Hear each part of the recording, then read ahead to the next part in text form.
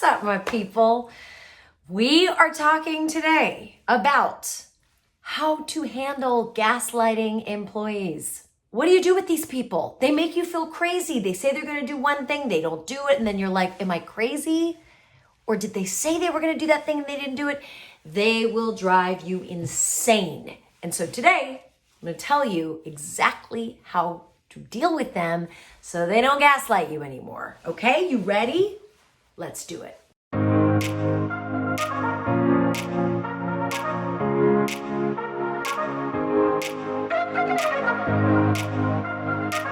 So, what is a gaslighting employee? They're the people who literally make you question your sanity. They make you question your memory. They make you question whether it's okay to ask them to do things for you, even though it's part of their job description. In fact, they make you question whether you understand the job description because they are so not delivering on it, right? Does that sound familiar to you? And you're like, I'm trying to be a nice person. I'm trying to really meet them where they're at, and I don't want to push much pressure on them, but stuff is not getting done, my people. And so then you're left with like, God, I guess I got to be a jerk and I got to get up in their grill. It's a crazy making cycle of things not getting done correctly or on time or on budget, you being afraid and avoidant of a tough conversation because you kind of can't remember, and them making you feel crazy for asking them for what you need.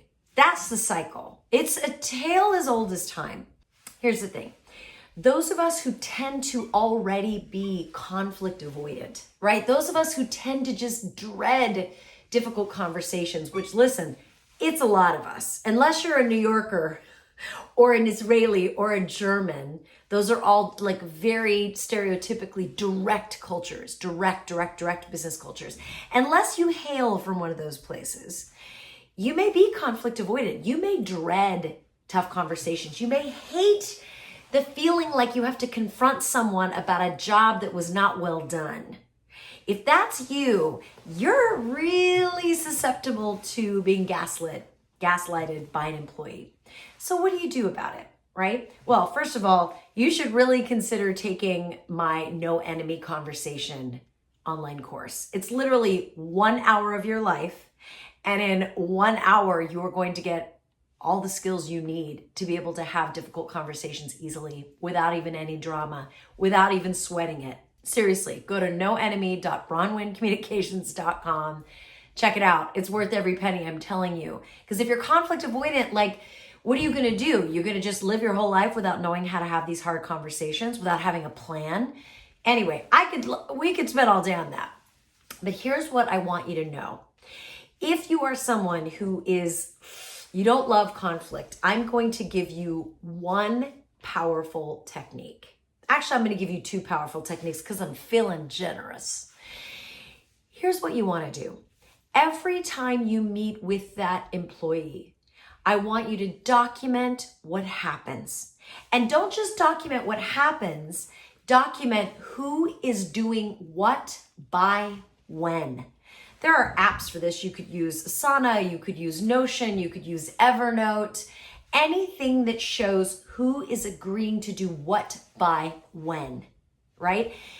The power of using an app like that or some sort of note situation is it allows you to just have one single point of the truth. Like there's no arguing about who said what to whom about when, because it's right there. Another thing you can add to that, and you can actually literally fold it into how you track things in your app, is asking this great question that Brene Brown loves to ask.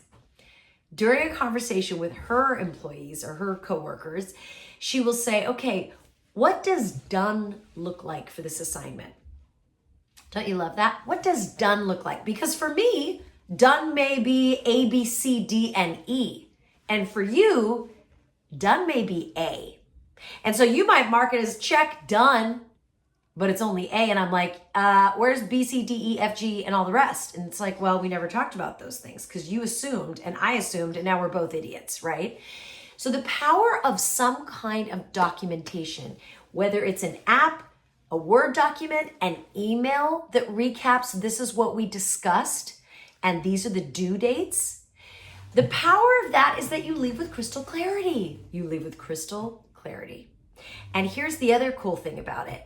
When you meet again, you don't have to put together an agenda. All you gotta do is pull up the list and go through the list. Now so that's the first tool I wanna give you. But now let's talk about the second tool. And this is so powerful. You will not believe how helpful this tool is. Ready? It's actually a conversational script. That's what kind of tool it is. The script is this. Ready? Are you ready? When there's something on that list that doesn't get done, or the deadline slips, or whatever it is that's not up to your standards, and that employee who you think might be gaslighting you is like poised to gaslight you, you pull up the document that shows what they agreed to in the time, and all you have to do is say this. Ready? What happened? Kindness. Notice the tone of my voice is open. It's not confrontational and snarling like, what happened? Just, what happened here? And then what you do is you listen. You got to listen. It could be that the reason the A, B, C, D, E, and F didn't get done is there wasn't enough budget for it. Or it was not a realistic timeline. Or they needed more information and were afraid to ask you. Okay, great. Well, now we got to fix that. That's a separate issue. Great, we can fix that. The power of the what happened conversation is that it allows you to get to the heart of what's wrong, number one. Number two, it signals to your employee or your direct report that you're not going to let stuff slide, that there is an accountability system in place that is not personal, it's not drama, it's not emotion, it's just, this is what we said we were going to do. If we didn't do it, what happened? It allows you to fix stuff at the source and have open conversations. And if you do it right, the person with whom you are talking does not feel personally attacked. It feels like forensics, right? It's like when you get into detective mode. It's like when you watch those crime shows and like the detective shows up and they are just looking very carefully and calmly and methodically at everything in the room. They're not pointing fingers. They're not arresting anybody. It's not their job. They're just trying to figure out what's going on in the room. That's the vibe of a what happened conversation. If you do those two things, that's it, two things. Have a system of taking notes and creating accountability and having a what happened conversation, you will virtually eliminate over a very short period of time any gaslighting at all. I'm telling you, it's magic. Magic, magic, magic, magic. Most of the time, if we're feeling like we're being gaslit, partially it's the fault of the person who's gaslighting us. Partially it's our own damn fault because we don't have good systems in place and we don't know how to confront the person who we believe is gaslighting us. These systems solve both problems. But let's say, for example, you do both those things. You do both those things and this person is still gaslighting you and like basically lying. Listen, beloved, you got to get rid of that person. Here's the other beauty of documenting and having what happened conversations.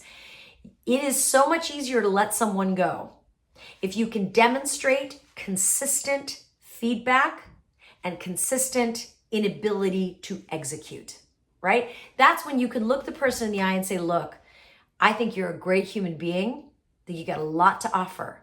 You're not right for this role. Here are 5 examples of where you committed and you were unable to deliver.